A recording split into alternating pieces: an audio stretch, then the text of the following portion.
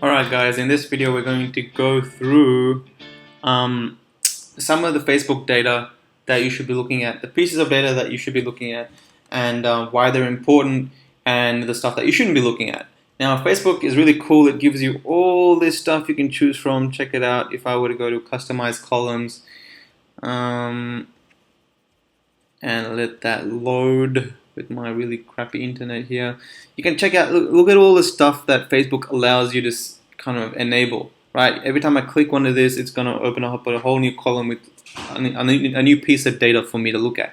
Negative feedback, positive feedback, actions, social impressions, cost per 1,000 people reached, CPM, page likes, page mentions, page shares, photo views, blah blah blah blah blah. Look at all this stuff you can look. There's literally probably like 300 different things you can look at. But we don't need to look. We don't need to know exactly what each one of them does. All right, they're not important to us. The main things that you should be looking at. And before I used to be a big believer in statistics. I still am a big believer in statistics, but I used to spend so much time diving way too deep into data, to the point where I was just wasting like 2-3 hours a day just looking at this stuff when I should have been launching campaigns. Now the only thing I look at is this value right here, which is cost per unique click to link. So every time someone clicks the link in my ad, Facebook tells me how much they're going to charge me for it. And basically, the more people that engage with your ads, or the higher your CTR is, the cheaper Facebook charges you per click, per link. So if Facebook shows your ad to 1,000 people and a whole 300 people clicked your link, holy crap, Facebook is going to charge you really, really little. But you show your ad to 1,000 people and 10 people click on your ad, then you're going to expect like $5 clicks. So that's why, that's why you should have a really targeted audience, because more people engage, and that means generally cheaper link clicks. So anyway, these are all in order of the amount spent for the campaign. So you can see that the costs for link clicks are pretty low and generally under 50 cents. Obviously some outliers, but this is the average of when the campaign was hot and I was getting like 5-cent link clicks to when it started to die down, and I kind of still let it go for a bit. So it's averaged out to that. So at the peak, it was probably doing about 20 cents per link click. You can see this one I was doing 7 cents per link click, which is cheap as targeting was spot on, product was perfect. 36 cents, 22 cents, 29 cents, 28 cents, 10 cents. All of these are way under 50 cents. So you can see why, sometimes I'll spend like $5, spend like $5. So these are all, I've spent $50 here.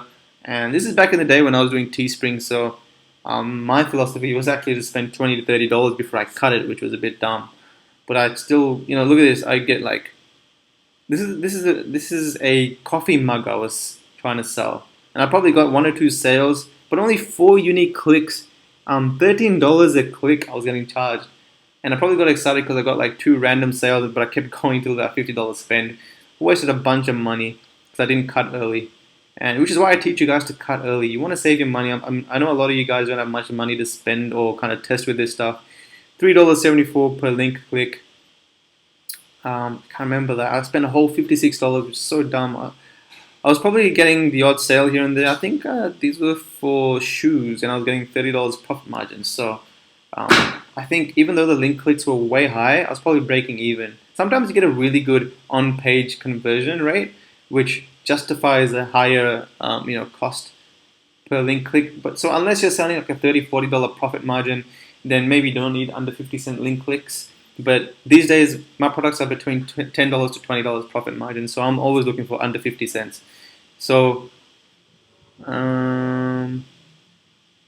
right, I don't think I can go any lower. But yeah, you guys get the point that most of the ones that I've cut, the lower I go here, 3 cents, I think I went for a bit, 7 cents, hey, not too bad. So sometimes what happens is you get really good link click costs, but the product just breaks even, and it is really annoying. I got 8 sales. I think it probably had a really small audience size, but it kind of died out early. So I think in the last like 2 days, I probably spent like $20, $30 and got like 1 or 2 sales, breaking even. and I got fed up and I kind of like canceled the campaign. I don't like working on campaigns where I'm breaking even or slightly profiting. I want to be killing it. I want to be making, $100 after like $20 spent, so that I'm clearly on profit every day and I'm not pulling my hairs out on the days that I'm not getting a profit. They're just annoying campaigns to have. But anyway, so what I'm trying to say is, this is the main piece of data I'll look at. Under 50 cents is what you should be aiming for, right?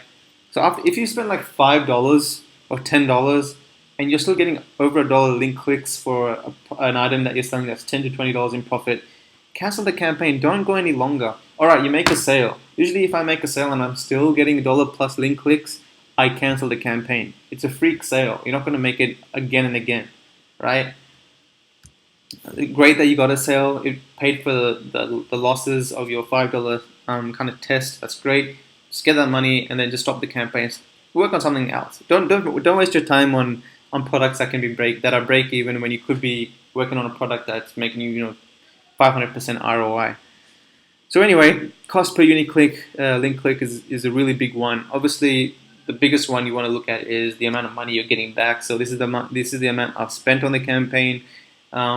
This obviously is an accumulation of a daily spend. So I'll monitor it daily. If I'm spending like $50 a day and I'm getting $100 back, then I'll let it go. I don't really care about how much it's costing me per link click. If I'm profiting, I let it go. That's pretty much it, guys. All right, there's another one, another piece of data that you guys should look at. This only applies if you have a profitable campaign, and I'm gonna enable it because for some reason it is not there. Frequency is pretty important and is something that will tell you the life cycle of your campaign. Now, sadly, once we find a profitable campaign, it doesn't last forever. So it's not like if you found a profitable campaign, now you're a millionaire and you're gonna make $1,000 a day every single day. It doesn't work like that. You make a set number of money per day for about 10, 20, 30 days until the Facebook audience is all saturated and people start seeing it for the second, third time around, and you're not making enough sales to kind of cover up that cost. So your frequency, which is the last column over here, tells you how many of your audience pool Facebook is now showing your ad a second time around to. So the closer this is to 1.0, that basically means that Facebook is still kind of showing you your ad to new people, right? But 1.23 means that 23% of your Facebook audience has now seen your ad twice. So now it's going to keep increasing. That means that a whole 90% of people have now seen your ad twice. So, people are starting to see your ad again and again, which is not cool. 2.02. Now everyone in your audience pool has seen it twice. People are starting seeing it for the third time. At this point, you're gonna experience a massive drop in ROI. So this kind of tells you the life cycle of a campaign. You can see that some of these I let go all the way to 2.0, 2.38, but usually I start seeing a real drop in conversion rates at about 1.5. It changes drastically depending on what niche and product you're promoting, but just remember that frequency is something you should be monitoring once you start to have a profitable campaign and it's going through its life cycle of profitability and then eventually kind of dying out to a not profitable campaign. So that's it. Not much to talk about in this video. You've got your shares and your comments, which is also really important. Shares have a lot more weight than comments and likes. If your ad is getting a lot of likes but not enough shares, like it's getting tons of likes, I mean, it's very easy to press the like button, but so the people pressing it, they might just be pressing it and scrolling across. But someone that goes to the extent of taking their time and sharing this onto their page, Facebook is going to be like, oh, wait a second, that engagement is a bit higher, so we're going to charge this person running this ad a little bit less. And so your costs, generally speaking, are going to go down for your engagement and your link clicks. So yeah, if you've got a campaign getting a lot of shares, that's a good sign. You want to, ideally, ones that are getting good shares usually get good link click costs. If you're getting a lot of shares, a lot of comments, a lot of likes, but still no link click costs are still kind of high, then end the campaign. Remember, this is the main thing. This is basically people going to your website. You're not going to make any sales if no one's going to your website, right? And generally speaking, 2 to 5% 2 to 5% is your on-page conversion rate. So if you're spending $10 and you're only getting 5 people to your store, you're not getting enough to convert for you. You need to get like 20, 30, 50 people to your store so that you're getting 2 or 3 conversions and thus are profiting. Alright, I think we're done for this video. I'm going to go to the next one.